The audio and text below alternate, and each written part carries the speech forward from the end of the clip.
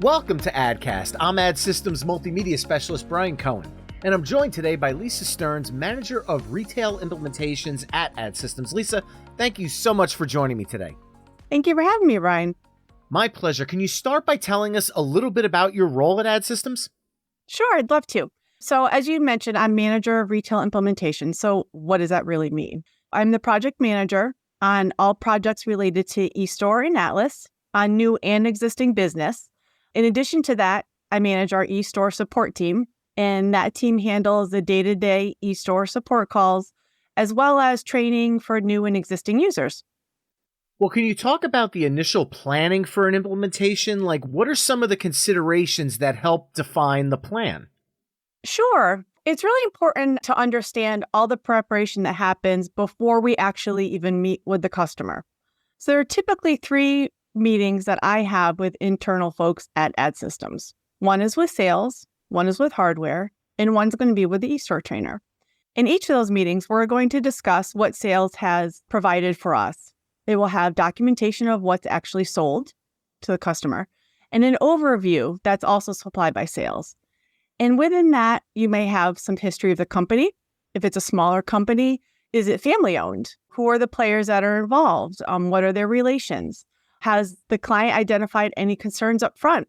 Do they have any deadlines? Do we need to coordinate with other projects? How many stores do they have?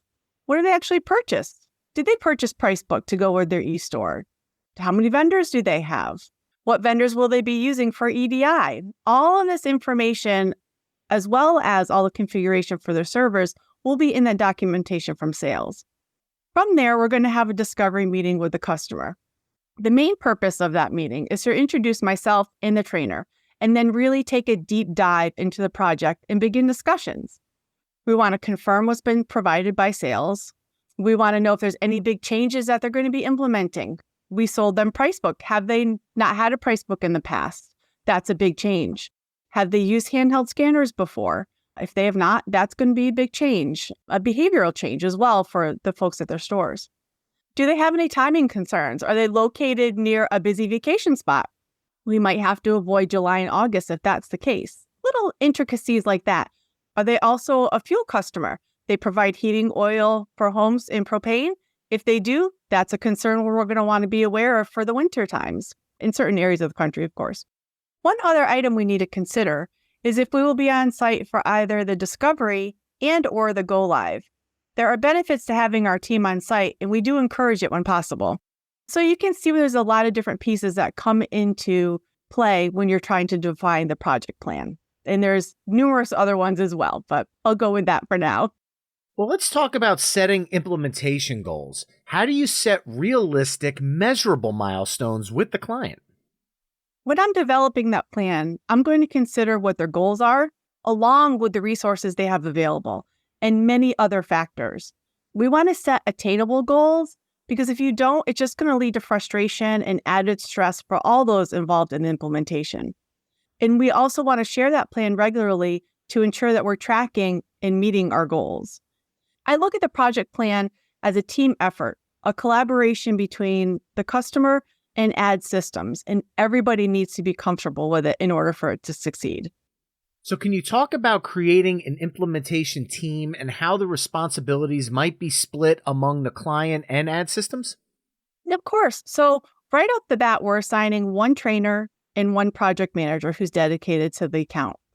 The trainer and the project manager, who'll be myself, will be their primary contacts throughout the whole implementation. We may, from time to time, introduce other folks from the ads teams throughout the meetings. Maybe we need to bring in someone from hardware. We're working on some VPN connections, but their primary contact will always be myself and the trainer. And I think that's really important to have 2 focal people that they know that they can always go to. They're not calling in and getting a different person each time. They have dedicated people who are on their account. So for the majority of the tasks, we work right beside the customer and guide them. Of course, each implementation is unique and some require more, some require less, some want more and some want less. And I'll talk a little bit more about communication later on, but I think it's a key part.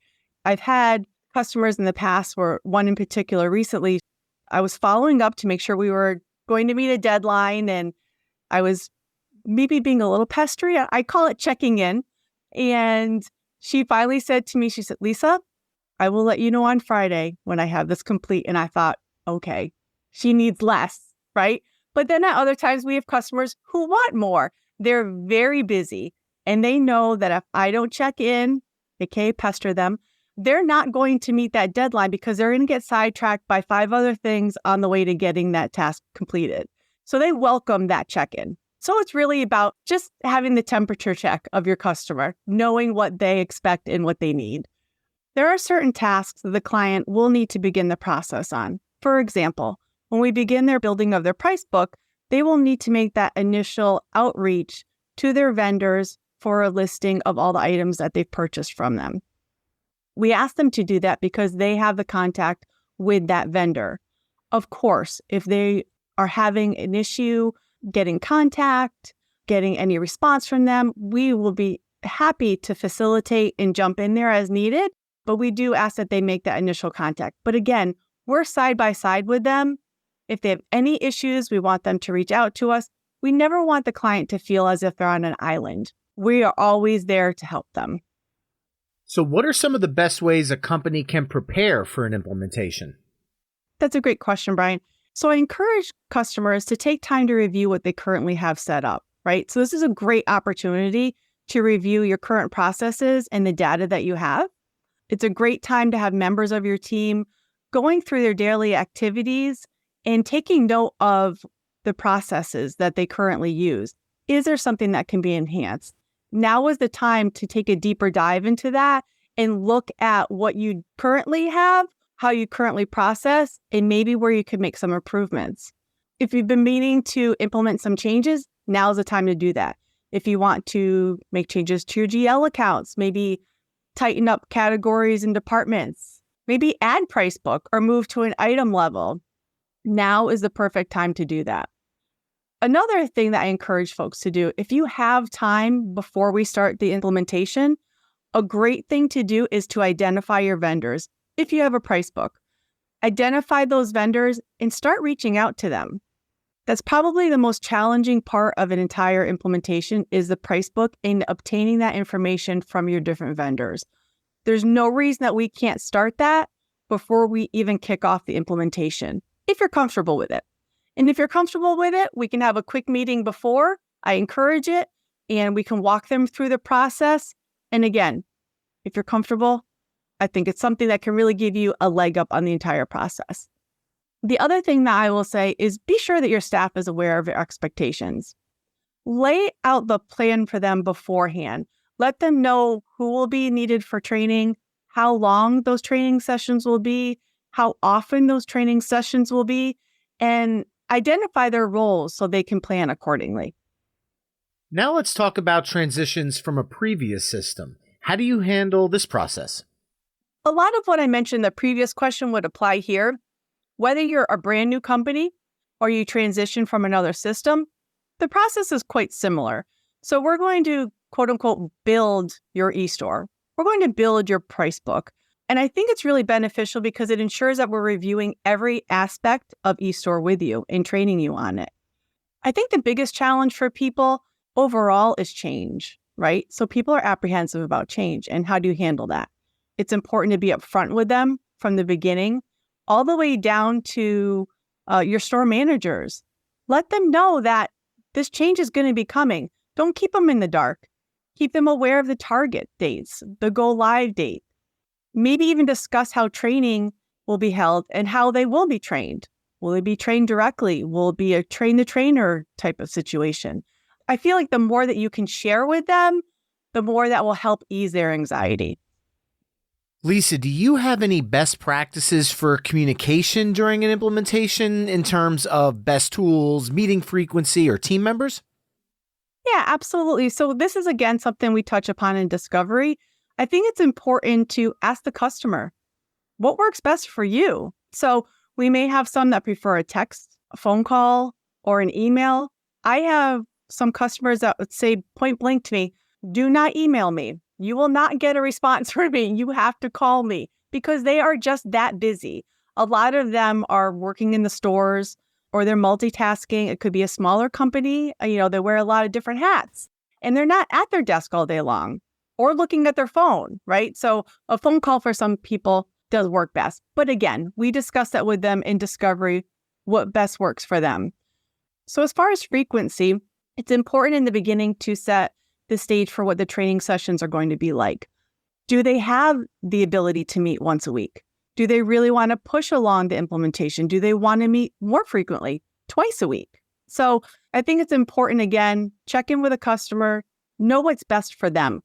We can adapt to anything. Eventually, it'll affect some of our target dates possibly, but we can adapt to anything. Once a week, twice a week, however you'd like it. We also want to discuss with them, what are the best tools for the meetings? Is it Teams? Is it a GoToMeeting? Do they have microphones on their PCs? Do we need a call-in number? There's nothing worse than getting on a call for a meeting and nobody can hear each other because the other side doesn't have a microphone on their PC. So we want to just clear up those things in the beginning. And again, all of that is covered in discovery, so we don't have to worry about that being an issue later on. Can you tell us about the project management and the check-ins on progress throughout the implementation? Is it continuous monitoring done jointly with the client? And what's the frequency? So this is also pretty client specific. It depends on the depth of the project and what level of involvement they want. Understand that the eStore implementation is a very active implementation. So we have approximately 18 training sessions. And within those training sessions are multiple topics, right? So we could say, all right, we're going to cover session 3. Session 3 may take 3 meetings to cover. So it's not just 18 touch points with that customer. There is going to be several meetings with them. However, on a higher level, I like to have a check-in with the overall team to review the project plan because not everybody is involved in those training sessions. So some of your team leads or your project managers on the customer side aren't going to be involved in those sessions. And it's important to keep everybody on the same page and know where we are in the project plan. I like to review it, show them where we are, where we expect to be, where would they expect us to be? Are they comfortable with that? What are the milestones? Is price book complete? Things like that. Are there any hurdles we need to get past? Have we had anything that's kind of delayed the project a little bit? Maybe someone on the customer side had to be absent for a while, take a leave of absence for a few weeks. Someone was ill. All of those things are going to impact our project plan and our dates. And the best way to handle that, I feel, is to work with your client. Let them know what's happening. Let them know what impact that's going to have, and let them make some of those decisions with you. I look at it as a team effort, and not just a team effort within ad systems. It's a team effort with our client as well. We're all together. So let's talk about the end of a project. How does it transition away from ads implementation team? So once the account is live in eStore, training is complete, the stores are live, everyone is comfortable, we are ready to transition the account to support. So what does that actually mean? So the client will submit the request to the ad support team in various ways. It may be a phone call, an email, or through our portal. That call is analyzed and dispatched to the appropriate team, whether it be hardware, eStore, e-commerce. So this gets the support call to the appropriate area in the fastest time. And how do we handle that transition? So I'll set up a call with the client and the manager of the support area, walk them through the entire process, how to submit a support call, and what happens after that. They're able to log into the portal, check the status of that call, see where it is, and follow up. If they want to send another message and say, I need immediate attention to this, just following up, wondering where you are, they can also add events to that call as well.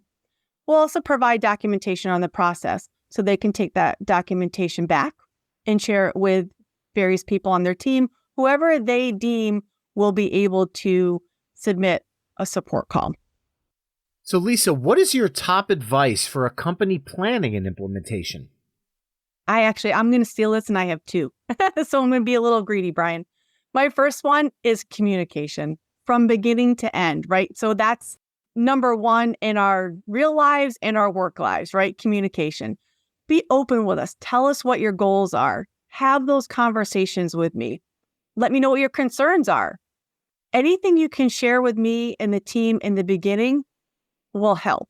If it's too much training, not enough training, too fast, you wanted to go faster, tell me, right? Have that communication with me.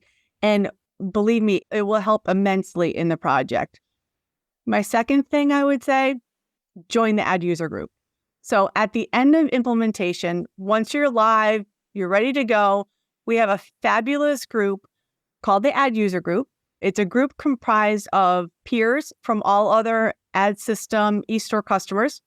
They meet monthly and discuss different topics. And it can be an ad systems topic. It can be an eStore topic. It can be totally unrelated. So they'll have conversations about who they use for their payroll provider or who they use for advertising.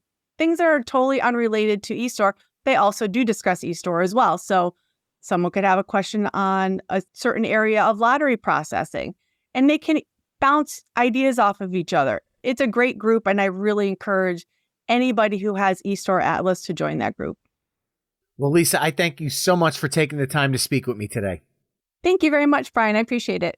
To keep up with the latest happenings at Ad Systems, you could visit adsys.com/blog or connect with us on social media by following Ad Systems on LinkedIn, Facebook, Instagram, or Twitter/X. If you have any questions about AdCast, feel free to reach out to us at adcast@adsys.com. Thanks for listening and have a great day.